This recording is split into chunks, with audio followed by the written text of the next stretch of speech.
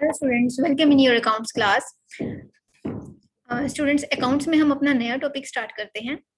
जैसे कि लास्ट हमने टॉपिक खत्म किया था जर्नलाइजिंग का, सिंपल जर्नल एंट्रीज। उसके बाद अभी हमने ऑफलाइन क्लासेस में अकाउंटिंग टर्म्स का एक टॉपिक स्टार्ट करना था। तो स्टूडेंट्स, आई होप कि आप बहुत अच्छे से हमारे साथ जुड़े रहेंगे और आप प्रॉपरली रिस्पॉन्ड करेंगे क्लास को। स्टूडेंट, अकाउंटिंग टर्म्स में सबसे पहले हम लोग डिस्कस करते हैं द स्पेसिफिक टर्म्स जो हमारी मोस्ट वाइडली यूज होती हैं जब आप एक अकाउंटिंग साइकिल को बनाते हैं या जब आप एक प्रॉपर फाइनेंशियल स्टेटमेंट्स को बनाते हैं। सबसे पहले हम डिस्कस करते हैं proprietor. A person who makes all the investments and bears all the risks connected with the business is called proprietor, owner या entrepreneur। एक पर्सन जिसने बेसिकली बिजनेस शुरू करना है। तो हमारा जो इसे अभी ट्रेनिंग का बैच है, तो मैंने स्पेसिफिकली उसी के लिए ये अभी जो लेक्चर है वो रिकॉर्ड करना स्टार्ट किया है। काफी स्टूडेंट्स की इसमें क्वेरी थी कि हमें उनकी बेसिक टर्म्स पता हो, क्योंकि जो नॉन कॉमर्स या नॉन अकाउंटिंग बैकग्राउंड के स्टूडेंट्स हैं उनके लिए इन टर्म्स का पता होना बहुत जरूरी है, ताकि आप प्रैक्टिकली उनको आगे एग्जीक्यूट कर सकें। एक पर्सन जो पैसा बिजनेस में इन्वेस्ट करता है, that is called owner, entrepreneur और प्रोप्राइटर। अब ये किस बेस पे डेबिट और क्रेडिट होते हैं, ये जब हम आगे इनके जर्नलाइजिंग के रूल्स करेंगे उसमें we will get to know deeply. अभी हम इनके बेसिक फंडास क्लियर करते हैं। Next it comes with capital. It means amount in terms of money or assets having money value which the proprietor has invested in the business। that means आप कुछ invest कर रहे हैं business में, चाहे वो पैसा है, एसेट्स आपने लगाई, ओके। तो जो आप एक इन्वेस्टमेंट कर रहे हैं उसको हमें क्या वर्ड देते हैं, that is called capital. For the business it is a liability towards the owner. अब हम इसे क्रेडिट क्यों करते हैं, बिजनेस के लिए क्या है, एक लाइबिलिटी है ओनर के लिए जो उसको पे करना होता है। तो मोस्ट ऑफ द स्टूडेंट्स का ये हमेशा क्वेरी रहता है, हमेशा एक ये क्वेश्चन रहता है कि इसको लाइबिलिटी क्यों लेके चलते हैं। तो ये आपके पास ये स्टेटमेंट बिल्कुल क्लियरली मेंशन है। ये क्या होता है, एक बिजनेस के लिए लाइबिलिटी जो उसने पे करना है उसके ओनर को। क्योंकि यहाँ से हम एक बेसिक सा फंडा लगाते हैं। अब एक बंदा बिजनेस शुरू क्यों कर रहा है, अगर उसके पास पहले ही पैसा होता तो वो बिजनेस करता क्यों, बड़ी ऑब्वियस सी चीज है, यानी कि उसने कहीं से लेके ही लगाया है। ओके, उसके पास पैसा नहीं है, पैसे को कमाने के लिए ही पैसा चाहिए। तो that's why we assume that it's a liability that we are liable to pay, we are supposed to pay। क्यों, पैसा कमाने के लिए पैसा चाहिए, और जो आपको वो जो चाहिए है उस पैसे को आगे पे करने के लिए हम उसको ऐसा लाइबिलिटी मान के चलते हैं कि आगे पे करेंगे। So capital is also known as owners equity और नेटवर्थ। कैपिटल क्या है, उसकी कंप्लीट एक नेटवर्थ होती है, यानी कि कंप्लीट उसका एक सोर्स जहां से वो आगे अपने बिजनेस को आगे कैरी ऑन करेगा। अब इसके लिए एक फॉर्मूला लगता है, कैपिटल कैसे कैलकुलेट करते हैं, निकलते कैसे हैं। बिजनेस में जो उसके कंप्लीट एसेट्स हैं, कंप्लीट एसेट्स उसमें से जितने भी उसकी लाइबिलिटीज हैं, जब आप उसे माइनस कर देंगे तो आपकी कैपिटल निकल आती है। तो इसको बेसिकली हम क्या लेके चलते हैं, नेक्स्ट ऑनवर्ड्स जब हम प्रैक्टिकल क्वेश्चंस करेंगे तो उसमें हम अकाउंटिंग इक्वेशन का क्वेश्चन करेंगे, ये फॉर्मूला आपका वहां पे काम आएगा। अभी के लिए आप उसे नोट डाउन करेंगे अपने नोटबुक पे। और स्टूडेंट्स, आपका ये जो लेक्चर डिलीवर किया जा रहा है, इसमें आपको इंस्ट्रक्शंस दी जाती हैं बहुत स्ट्रिक्टली कि डेली बेसिस पे आपने इनको अपनी नोटबुक पे लिखना है, वेदर इट इज कॉमर्स और अकाउंट्स बैकग्राउंड और नॉन कॉमर्स और नॉन अकाउंट बैकग्राउंड्स। आपने इनके मैनुअल हैंड रिटन नोट्स बनानी है, ताकि जब भी आप इंस्टीट्यूशन में आए तो हमारे पास आपके बिल्कुल फेयर नोट्स बने हो और ये प्रॉपरली चेक किए जाएंगे। और ऑनलाइन भी आप लोगों का जो रिस्पॉन्ड है वो हम लोग चेक करेंगे। And stay connected and stay responding us. Next आते हैं ड्रॉइंग्स पे। अब ये ड्रॉइंग्स क्या है, एक अमाउंट जो ओनर विड्रॉ करता है बिजनेस से अपने पर्सनल यूज के लिए। चलिए इसमें एक एग्जांपल है, उसे डिस्कस करते हैं। पहले देखें क्या है इसमें, अमाउंट ऑफ मनी और वैल्यू ऑफ गुड्स, यानी कि कुछ भी, चाहे वो पैसा है चाहे वो गुड्स हैं, जो वो बिजनेस से अपने पर्सनल यूज के लिए लेके आ रहा है, उस वर्ड को बेसिकली ड्रॉइंग कहते हैं। इसको मैं आगे कंटिन्यू करने से पहले आपको एक चीज बताती हूँ, हम इन टर्म्स को सीख क्यों रहे हैं बेसिकली। अब जैसे आप देखें, पॉलिटिकल है या फिर हम बात करें लॉ है या इनकम टैक्स है, एक स्पेसिफिक चीज होती है जिसकी एक अपनी लैंग्वेज होती है, उसको उसी में ही सीखा जाता है। ऐसे ही बिजनेस को सीखने के लिए क्या माना जाता है, accounting is a language of business. तो हम लोग बिजनेस की लैंग्वेज सीख रहे हैं, इसके स्पेसिफिक वर्ड्स होते हैं। आप इसको ऑर्डिनरी फॉर्म में लेके आए तो अकाउंट्स में क्या है, प्लस माइनस डिवाइड मल्टीप्लाई, सिर्फ यही होता है। ओके, अमाउंट्स हैं, उनके फिगर्स हैं, उनकी कैलकुलेशन है, बट उसमें जो वर्ड्स यूज होती हैं, जो स्टेटमेंट्स यूज होती हैं, उनमें उनके वर्ड्स स्पेसिफिक है जो हमें लर्न करने होते हैं। अब स्टूडेंट्स को लगता है कि हमें अकाउंट समझ में नहीं आ रहा। अकाउंट्स तो समझ में आ जाता है, लेकिन उनके जो वर्ड्स हैं उसकी लैंग्वेज समझनी पड़ती है कुछ भी नहीं, मैथमेटिकल कैलकुलेशन, बेसिक मैथमेटिकल, जो आपके स्कूल कॉलेज के टाइम का है। मैं कॉलेज भी नहीं काउंट करती, जो आपका स्कूल टाइम का है।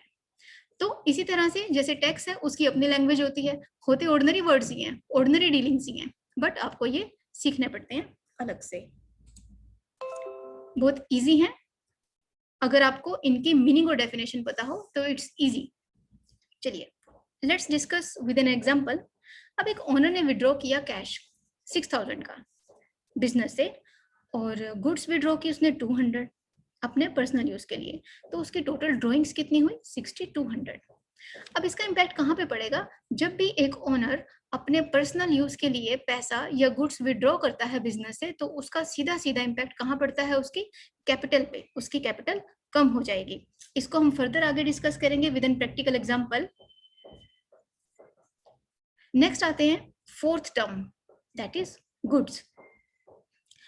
Goods are things which are purchased for resale or for producing finished products which are also meant to be sold. It relates the goods in which business is dealing. तो बहुत ही simple language में हमें दिया हुआ है goods क्या है, जिसका आपका सेल परचेज का बिजनेस है। फॉर एग्जाम्पल, अब एक कंपनी जिसका एक आप लगाएं टिम्बर या फिर फर्नीचर फिक्सचर, कुछ इस चीज का बिजनेस है। अब फर्नीचर का उसका बिजनेस भी है, लेकिन फर्नीचर पे उसने बैठना भी है, उसके पर्सनल यूज के लिए या ऑफिस यूज के लिए भी है। तो अगर वो उसकी डीलिंग सेल परचेज में कर रहा है, तो वो फर्नीचर उसके लिए फर्नीचर नहीं होगा, वो उसके लिए गुड्स होंगे। जो उसके ऑफिस यूज के लिए हैं, चेयर टेबल या फिक्सचर्स, वो उसके पास रहेंगी, बट अगर वो उन्हीं की डीलिंग कर रहा है तो वो उसको गुड्स में काउंट करेंगे सेल परचेज की टर्म्स में। एग्जाम्पल इसमें दिए हुए हैं हमारे पास, for a property dealer land shop etcetera और कॉल्ड। इसी तरह से अगर प्रॉपर्टी डीलर है, ये उसके लिए जैसे लैंड है, शॉप है, तो ये उसके लिए गुड्स का पार्ट है। फर्नीचर डीलर है, उसके लिए वुड नेल्स, ये सारे गुड्स का पार्ट है। स्टेशनरी मर्चेंट है, स्टेशनरी उसके लिए गुड्स का पार्ट है। नेक्स्ट आते हैं इंपॉर्टेंट थिंग, अकाउंटिंग पीरियड। अब जिन स्टूडेंट्स ने अभी टैली स्टार्ट किया हुआ है, मैं ट्रेनिंग स्टूडेंट्स की भी इसमें बात ले रही हूँ, ट्रेनिंग स्टूडेंट्स का भी टैली स्टार्ट हो चुका है। तो स्टूडेंट्स, इसमें जो अकाउंटिंग पीरियड है, इसको डिस्कस करने से पहले मैं आपको फिर से रिमाइंड करा दूं, स्टूडेंट्स जब आप सिस्टम पे बैठते हैं, आई होप आपके पास अभी रिसोर्सेज होंगे जहाँ पे आप इसको प्रैक्टिकली एग्जीक्यूट कर रहे होंगे।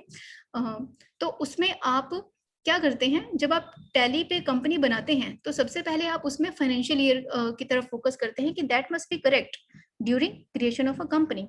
और जिस फाइनेंशियल ईयर में आपने कंपनी बनाई होती है, वो फाइनेंशियल ईयर हमारा गेटवे ऑफ टैली पे भी वही रहना चाहिए, तभी आपकी एंट्रीज जो है आगे एग्जीक्यूट होती हैं। चलिए डिस्कस करते हैं। This life of business is divided into a number of small periods which is known as accounting period. Business को चलाने के लिए, अब ऐसा तो नहीं है कि आज अपने जैसे मान लो 1 जनवरी को या 1 अप्रैल को एक काम शुरू किया, अकाउंट्स लिखने शुरू किए या डीलिंग शुरू की, अब उसे खत्म ही नहीं करेंगे। अब जब तक पर्सन की लाइफ चल रही है या जब तक कंपनी चल रही है, क्या आप उसे चलाते जाएंगे? नहीं, उसमें एक ब्रेक चाहिए होता है, उसमें एक इंटरवल चाहिए होता है, उसमें आपको एक पॉज चाहिए होता है कैलकुलेट करने के लिए बिजनेस है किस पोजीशन पे। आप हर हफ्ते भी नहीं चेक कर सकते, महीने भी नहीं चेक कर सकते। सो एक ईयर आप एक ऐसा लेके चलते हैं जिसमें एक ईयर के बाद आप एक बिजनेस या कंपनी की पोजीशन को चेक करते हैं। आप उसे कंटिन्यूटी में तो नहीं लेके जा सकते, 4-5 साल बाद आप देखेंगे कि बिजनेस कहाँ पे है। सो जो वो एक इंटरवल टाइम होता है, वो आपका फाइनेंशियल ईयर होता है बिजनेस के लिए। तो इसमें हमारे पास क्या लिखा हुआ है, फाइनेंशियल ईयर और कैलेंडर ईयर और any period of 12 months. That means आप अपने बिजनेस के लिए you can specify for any 12 months for your business. It can be financial, it can be calendar year, but इसमें हमें डिसाइड करना पड़ता है कि it is a financial year, यानी कि 1 अप्रैल से 31 मार्च हमारा बिजनेस या फाइनेंस का होगा। कैलेंडर ईयर जो है हमारा 1 जनवरी से स्टार्ट होता है। तो बिजनेस और ट्रेडिशनल डीलिंग के लिए हम उसे फाइनेंशियल ईयर लेके चलते हैं। अगर हम एक ओनर को ये बोलें कि आप कोई भी 12 महीने ले लो, ऐसे तो किसी की रिपोर्ट एक्यूरेट नहीं होगी, रिपोर्ट्स नहीं आएंगी, आप प्रॉपर रिजल्ट्स नहीं निकाल पाएंगे। तो सभी के लिए एक कॉमन जो रिजल्ट है, एक कॉमन प्लेटफॉर्म होना जरूरी है, इसीलिए उनको एक अलॉट किया गया है। जैसे कि इसमें लिखा हुआ है, ये मैं पॉइंटर से इसको हाईलाइट कर रही हूँ, एनी पीरियड ऑफ 12 मंथ्स। तो स्टूडेंट्स नेक्स्ट आते हैं अपने पास स्टॉक या इन्वेंट्री के पार्ट पे। अब स्टॉक जो है हमारे पास, इसमें क्या इंक्लूड करें? अब इसमें ब्रैकेट में लिखा हुआ है इन्वेंट्री। अब इन्वेंट्री में बेसिकली इसको दो चीजों में हमने क्लासिफाई किया है. The term stock includes goods lying unsold on a particular day. इसमें क्या है, जो आप अपनी गुड्स सेल या परचेज कर रहे हैं या जो स्टॉक आपके पास पड़ा हुआ है, that is you can call it as inventory. दो तरह का है इसमें. ओपनिंग स्टॉक, दैट मीन्स जो अभी आपका फाइनेंशियली, जो पिछले साल का स्टॉक, बेसिकली अगले साल में आप कैरी लेके जा रहे हैं, जो अभी अनसोल्ड है, तो दैट इज ओपनिंग. और क्लोजिंग क्या हुआ, that means lying unsold in the end of period. है दोनों ही अनसोल्ड, लेकिन ईयर के जो स्टार्ट में है वो कौन सा है, जो हमारा पिछले साल बचा हुआ था, उसे हम एज अ ओपनिंग लेके चलेंगे. और पूरे साल में जब हम खत्म करके उसको ला रहे हैं जो बचा हुआ है, तो उसे हम एज अ क्लोजिंग कंसीडर करते हैं. ठीक है स्टूडेंट्स, तो इसमें भी हम इसको तीन तरह से कैटेगराइज कर रहे हैं. Stock is of three types: stock of raw material and work in progress and finished goods. यानी कि तीन तरह से ये हमारा चलता है. सबसे पहले हम रॉ मटेरियल परचेज करते हैं, फिर उसकी सेमी फिनिश गुड्स बनती हैं, यानी कि वर्क इन प्रोग्रेस, अभी वो सेमी में है, उसके बाद हमारी फिनिश गुड्स बनती हैं.